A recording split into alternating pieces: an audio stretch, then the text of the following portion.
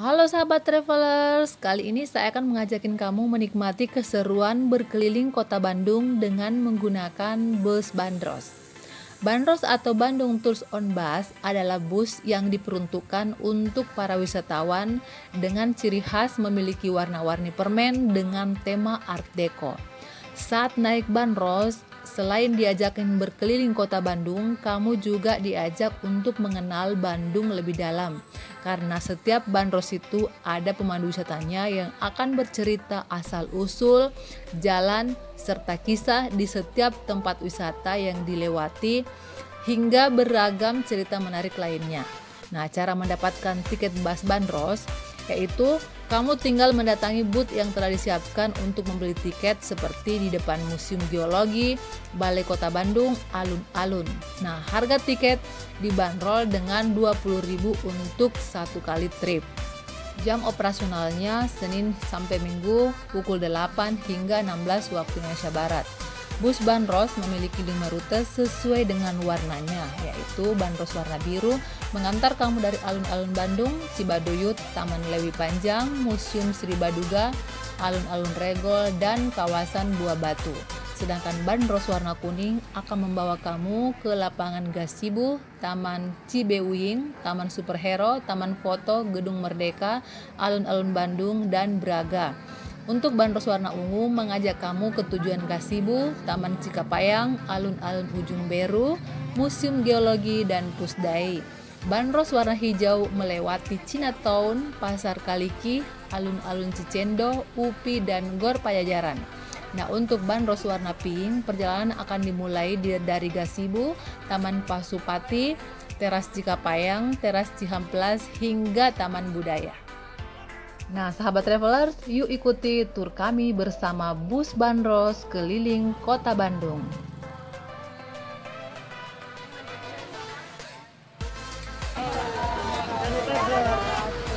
Sampurasun. Oke, selamat datang di kota Bandung. Terima kasih telah naik Bandros ya. Pantes. Sampurasun itu artinya izin saya berdiri di depan ya, gitu katanya kalau bahasa Sunda. Rampas itu ya, silakan. Oh, dari mana? Kami dari Latihan, dari Kendari, Aceh. dari Medan, Oh, dan Makassar. semuanya ya. Oke, seluruh Indonesia berkumpul ya. Oh, gitu. Siap ya. Salam kenalnya, nama saya Nindi dari HPI, Himpunan Promo Wisata Indonesia. Ya, spesialis bahasanya bahasa Jepang. Ada yang bisa di sini bahasa Jepang? Nggak ada. Oh, berarti pakai bahasa Indonesia aja ya. Di depan kita ada Kang Dadang yang akan menjadi pilot dari Bandros ini. Ya, yang akan membawa kita ke jalan yang benar pastinya ya. Gak akan tersesat nih.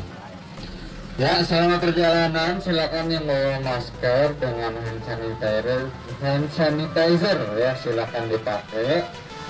Yang untuk bawa makanan silakan gak apa-apa ya, sambil makan minum juga, asalkan untuk sampahnya bisa dibuang ke tempatnya. Ada tempat sampah di belakang ataupun dimasukkan ke tasnya dulu masing-masing. Oke, selama perjalanan mau video, selfie ataupun foto-foto silakan, nanti bisa di tag juga di Instagram @bus.bandros ya. Dan saat foto-foto jangan sampai keluar dari besi-besi yang ada kanan kiri ya. Nah, itu takutnya terjadi hal-hal yang tidak diinginkan. Oke. Nah, kita tadi melewati Jalan Cisangkuy ya. Di Cisangkuy itu tadi banyak yang berjualan juga. Yang awalnya ada Johor Cisangkuy di sana.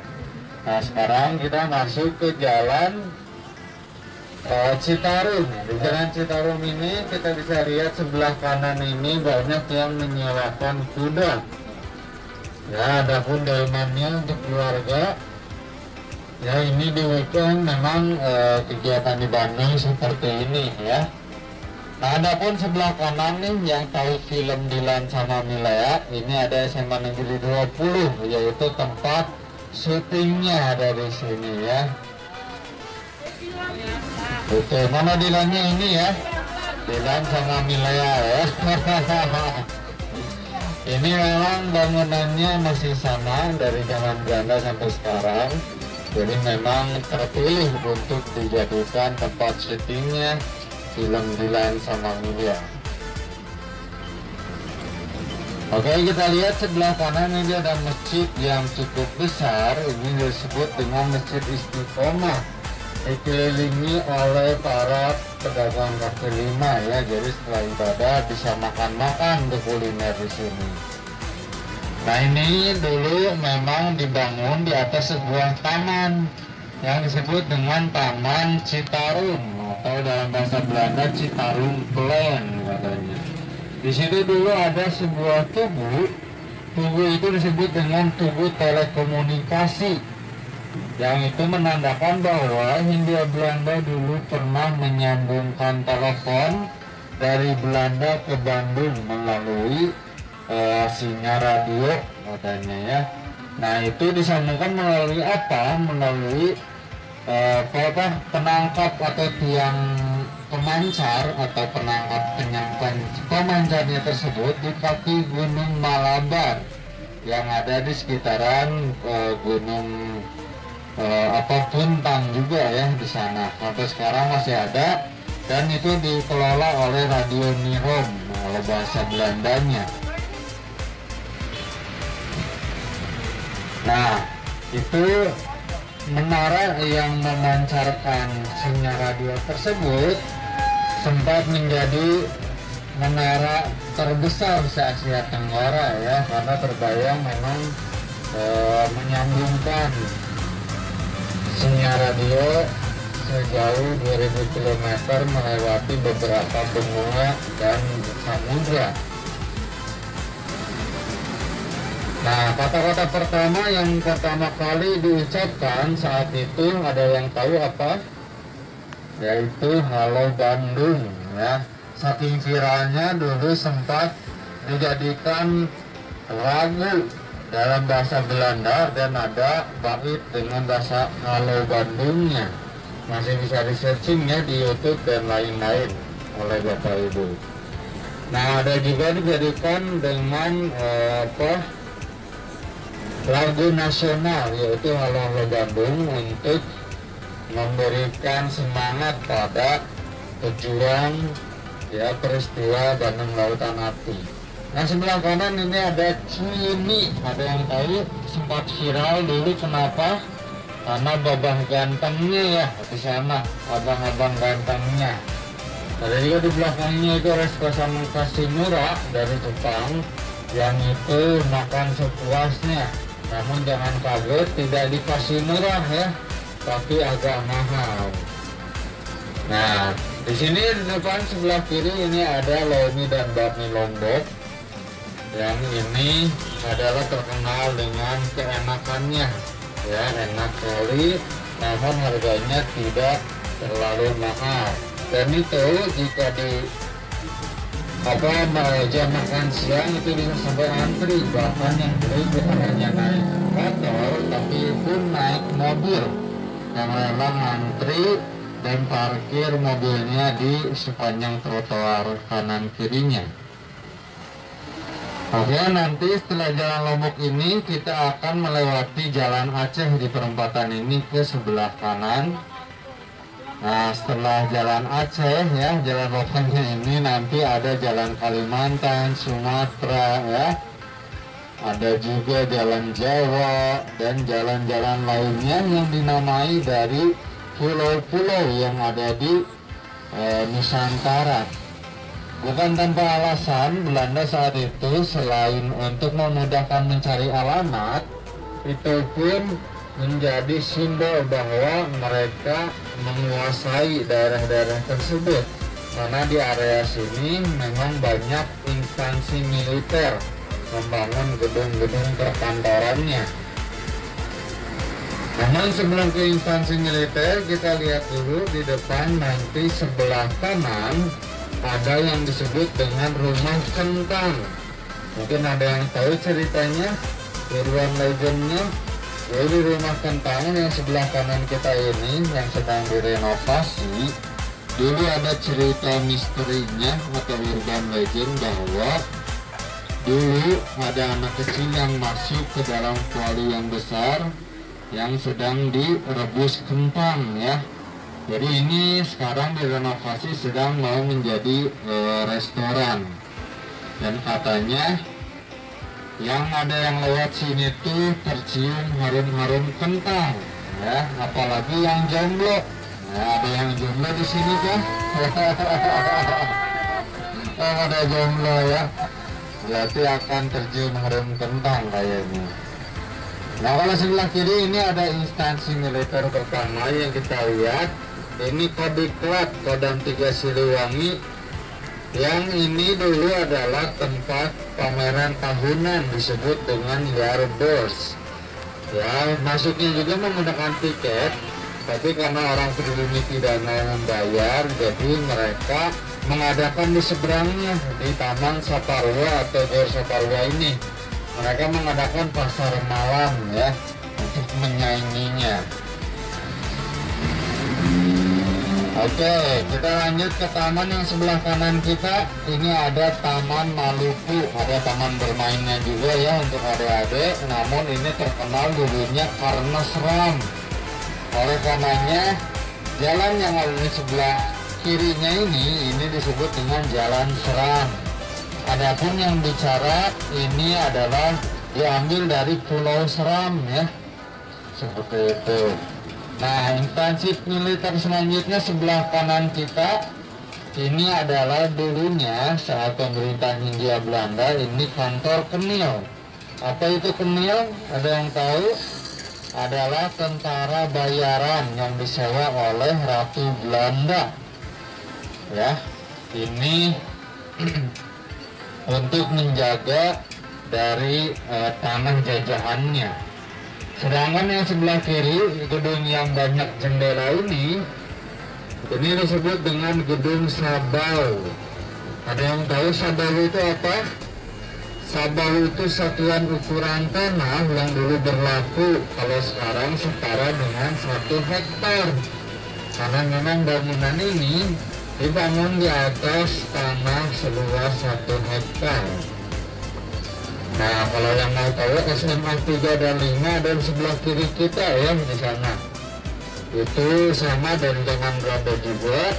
Dan ada cerita tentang Ningsi katanya, orang yang blasteran yang disyiriki atau diburu oleh teman-temannya lalu dijorokan di tangga dan meninggal di sana. Nah, sebelah kanan ini ada taman lalu lintas ya, yang lagi ada acara amal. Ini ada yang baru, itu pesawat jet sumbangan dari TNI Angkatan Udara. Di sini juga sebelah kanan ada tugu dari Ahmad Nasution, ya, yang anaknya itu ada yang Nasudiani yang menjadi nama taman lalu lintas itu, nama lainnya menghadap ke sana ya. Nah, sebelah kiri kita ini ada bangunan berwarna hijau yang ada ano di depannya. Ada yang tahu ano itu apa? Bahasa Belanda yang artinya berdiri sejak. Makanya ada tahunnya di sebelahnya 1913. Itu SMP Negeri 2 dan sebelahnya ini SMP Negeri 5. Yang memang ini SMP pertama di Kota Bandung. Yang tadi itu adalah SMA-nya ya, 3 dan 5. Nah, di depan kita akan melewati rel kereta api. Nah, tapi pada zaman Hindia Belanda ini bukan hanya dilewati oleh kereta api, tapi sekaligus ini menjadi pembatas antara Bandung Utara, yaitu sekitar Gedung Sate, Dago dan lain-lain, dan Bandung Selatan yang alun-alun sampai kabupaten. Dulu memang di daerah selatan itu dulunya banyak orang pribumi sedangkan bagian selatan, bagian utara yang ada Dago itu rumah-rumah orang Eropa yang dijaga sangat ketat, apalagi di perbatasan rel ini.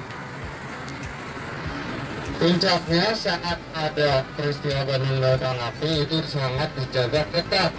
Bahkan jika ada berbunyi yang melewati perbatasan tersebut, bisa ditembak mati.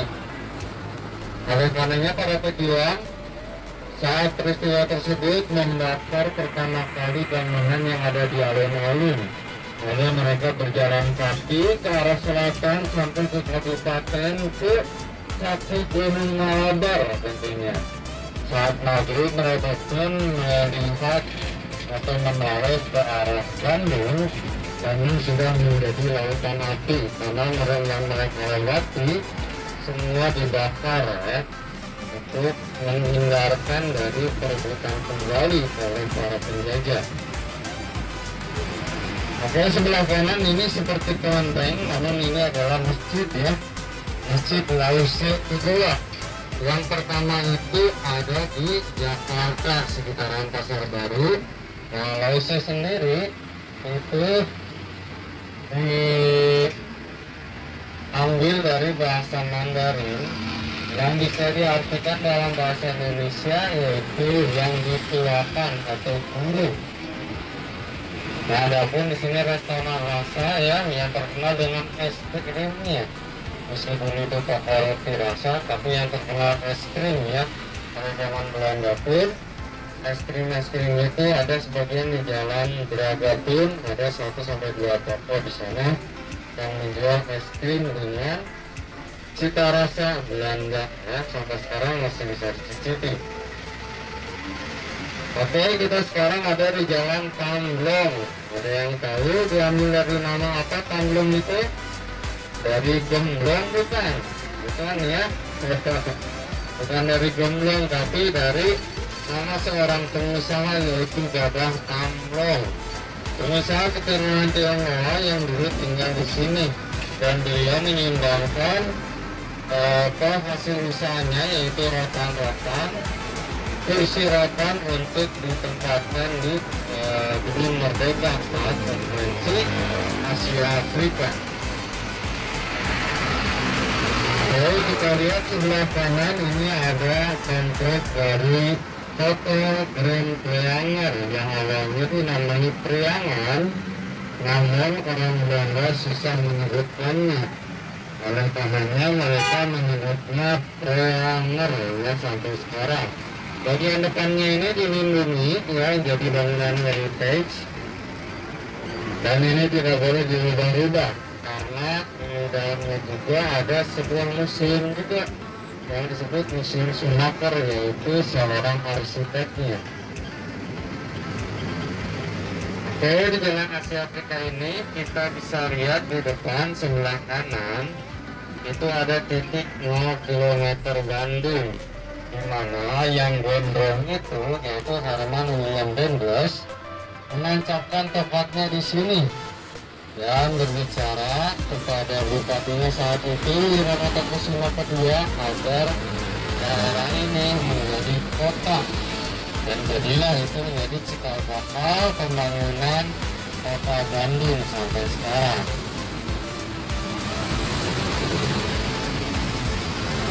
Oke, di depan kita sebelah kiri ini ada hotel legendaris juga disebut dengan Hotel Savoy Roma dengan arsiteknya Sir Aldous dengan tema Dreamliner Art Deco ya, seperti gelombang samudra. Jika kita lihat di atasnya ada menara, itu seperti kapal pesiar ya.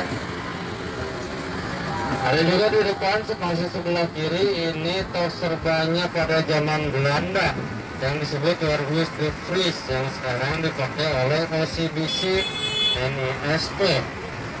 Jadi sistem mengambil barang dulu lalu dibayar di kasir ya, ini dari zaman Belanda sudah ada yang sekarang menjadi swalayan. Kalau sebelah kanan kita tahu semua ini adalah Gedung Merdeka yang menjadi venue utama dari konferensi Asia Afrika. Ya, kita beralih lagi ke sebelah kiri. Di depan sana ada SMA 90 yang itu adalah bangunan di atas sungai. Ya, bangunan di atas sungai satu-satunya, dan itu adalah dulunya showroom dari usahanya Babang Kamlong, yaitu Lido. Di kanan kita bisa lihat banyak lukisan yang dipajang ya.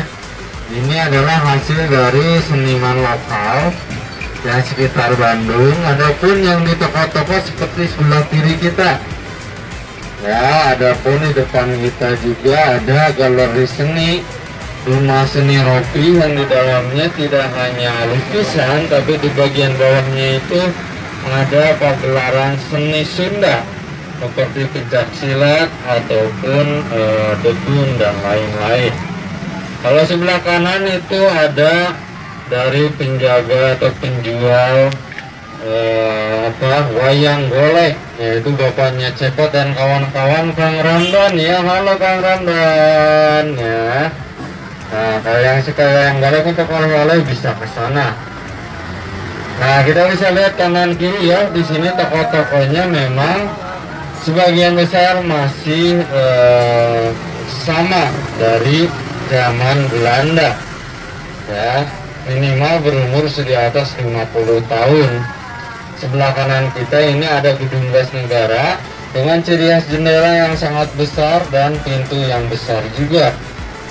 Nah, karena banyaknya foto-foto di sini, untuk bapak-bapak, ibu-ibu yang ada di sini ya, mohon hati-hati nanti jika ke foto lagi ngantuk ya. Nanti jika viral kan bisa jadi artis ya. Gitu. Nah, gedung gas negara itu dulunya seperti PDAM juga ya, untuk tempat pembayaran gas, karena dulu gas itu dialirkan lewat pipa-pipa di kota Bandung. Contoh lampu dari pipa gas tersebut kita bisa lihat di depan di sebelah kanan. Ada tiang berwarna merah dan di atasnya itu ada lampu yang berbahan bakar gas. Nah, di depan juga itu ada yang bertenda merah sebelah kanan. Itu adalah restoran yang berdiri pada tahun 1923 yang disebut dengan Maison Bokharian, yang sekarang dikenal dengan Braga Permai. Itu adalah tempat favoritnya bagi para juragan perkebunan zaman Belanda serta noni-noninya juga saat weekend ke Bandung ya, liburan di Bandung, karena mereka di hari-hari biasa mereka hanya di perkebunan. Jadi mereka berpesta di sini ya.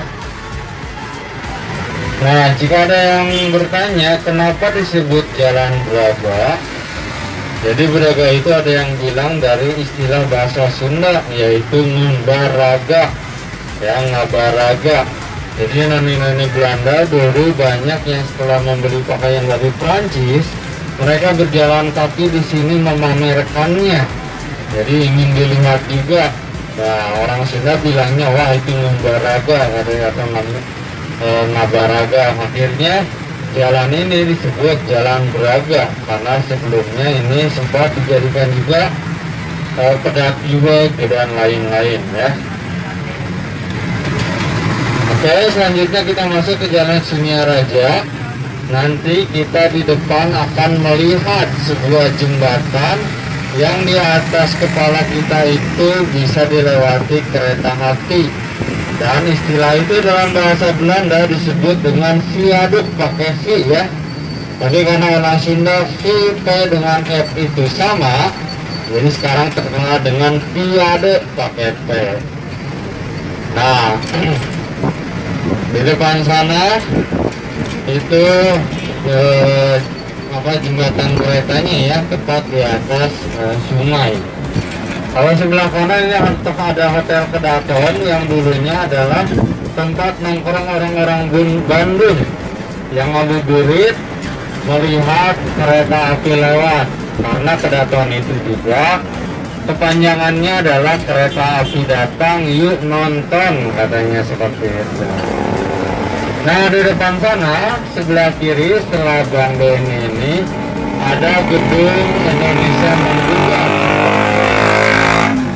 Yang ini dulu adalah tempat kantor pengadilan yang Bapak Karno di sana diadili dan jatuh hukuman selama 4 tahun.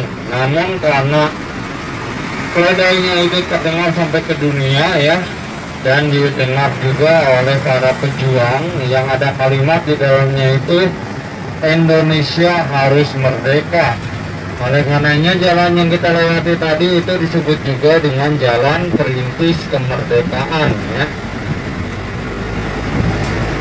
Oke, kita lanjut ke sebelah kanan kita itu ada Taman Balai Kota yang dulu disebut juga Taman Raja. Terus dulunya lagi disebut juga dengan Peters Park. Di dalamnya masih banyak juga taman-taman lainnya ya. Yang paling terkenal ada Taman Labirin sebelah kanan kita yang hijau itu di bawah pohon. Nah, kenapa disebut Taman Balai Kota? Karena memang ini di kantornya Wali Kota Bandung yang sekarang ada di Menyang. Dan di bagian utaranya itu masih ada juga tamannya, itu Taman Sejarah yang ada kolam renang, adik-adik bisa juga di sana berenang. Dan di sana pun ada BPG Bandung Planning Gallery, yaitu Bandung masa depan akan seperti apa bisa terlihat di sana.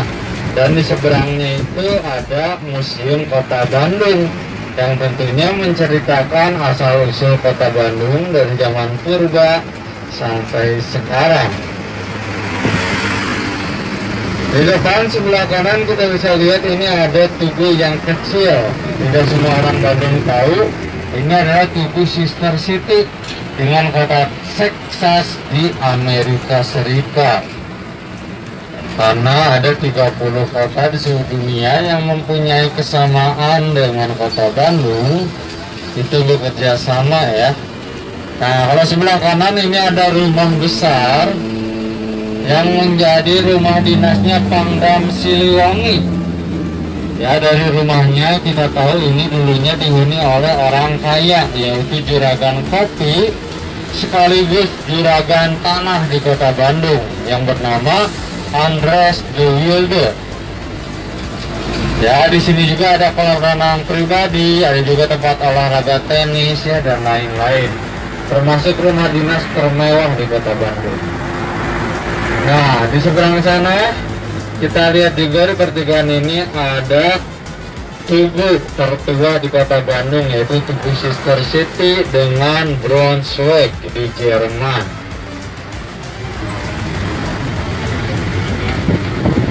Oke, kita masuk ke Jalan Purnawarman, nanti ada yang turun di BC ya. BC,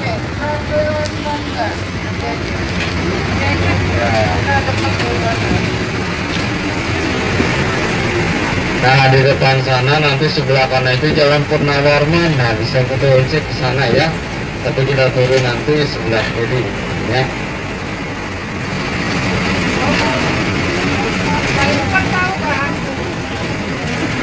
Oh ya, di sini sebelah kanan tuh BC.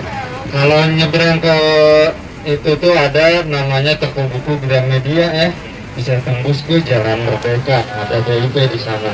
Oke, hati-hati.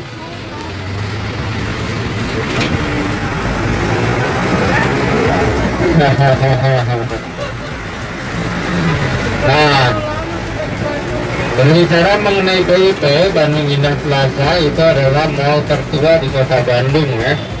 Dibangun selama 3 tahun dan diresmikan pada awal tahun 90. Jadi memang mall pertama yang ada di kota Bandung, dan dulu memang di tengahnya itu ada space terbuka, tidak seperti sekarang tertutup semua ya. Karena memang konsepnya seperti tempat berkumpul seperti itu. Oke, kita masuk ke Jalan Insinyur Haji Juanda atau terkenalnya dengan Jalan Bagul ya tentunya. Di sini menjadi hunian orang Eropa. Terlihat seperti sebelah kanan kita ini ada The Draker atau villa 3 warna. Ya, selain ada 3 lantai, ini juga terinspirasi dari bendera Belanda yang ada 3 warna, yaitu merah, putih, biru. Dan itu selama penjajahan Belanda dihuni oleh arsiteknya sendiri, yaitu Sir Albers. Ya, yang mengarsiteki juga Sapoinoman dan Bank BJB tadi atau Bank Demi. Nah, saat Jepang masuk, itu diambil alih oleh kantor berita Jepang yang bernama Radio Dongei. Lalu sehari setelah proklamasi kemerdekaan, itu direbut kembali oleh tentara pelajar Indonesia yang ada di Bandung, ya. Lalu mereka merelaikan atau menyebarluaskan proklamasi kemerdekaan RI, ya, dengan bahasa Indonesia dan bahasa Inggris ke seluruh dunia, sehingga seluruh dunia tahu bahwa Indonesia telah merdeka, ya. Nah, oleh karena itu di depan sebelah kiri saat pemerintahan Bapak Ridwan Kamil menjadi wali kota, itu dijadikan taman radio, ya, untuk mengingat peristiwa tersebut. Selain itu, Jalan Dago, kenapa disebut Jalan Dago? Mungkin ada yang bertanya juga. Itu awalnya bisa diceritakan bahwa Jalan Dago ini sebelum jadi hunian orang-orang Eropa, ini adalah hutan yang sangat lebat, ya. Terbayang dulu di sini masih ada hewan-hewan buas ataupun tempat perampok atau perontak, ya. Nah, namun begitu, ini menjadi jalan satu-satunya untuk para penjual sayur yang ada di Lembang untuk menuju pasar yang ada di alun-alun yang disebut Pasar Ciburiang. Nah, mereka karena tidak bisa sendiri, mereka saling menunggu dulu di dago pakar, di dago atas itu. Jadi istilah saling menunggu tersebut dalam bahasa Sunda disebut dengan silih ngadagoan atau padago-dago, ya. Nah, dari sanalah dago itu disematkan ke jalan yang terbentang dari dago atas sampai ke Jalan Merdeka yang tadi ada Bandung Indah Plaza. Selain itu juga Jalan Dago ini sangat spesial karena kita lihat tadi dari di tengahnya ini ada tiang-tiang lampu yang dekorasinya sangat berbeda dengan yang lainnya. Ya, mungkin hampir sama dengan yang ada di Jalan Braga dan Jalan Asia Afrika. Karena itu memang jalan-jalan yang sudah ada pada zaman Belanda, bisa disebut juga kota tuanya Bandung. Ya, kalau kita sebut ada di Jakarta, kota tua di Jakarta. Dan di Bandung pun memang ditandai dengan dekorasi lampu-lampunya yang memang unik. Dan di sini pun dulu pernah dikenal juga dengan jalan terromantis, ya, se-Indonesia, karena Bapak B.J. Habibie dan Ibu Ainun bertemu di sekolah yang ada di Dago atas yang disebut dengan Semak Dago, tempat sekolahnya Bapak B.J. Habibie almarhum, dan ada Seman 1.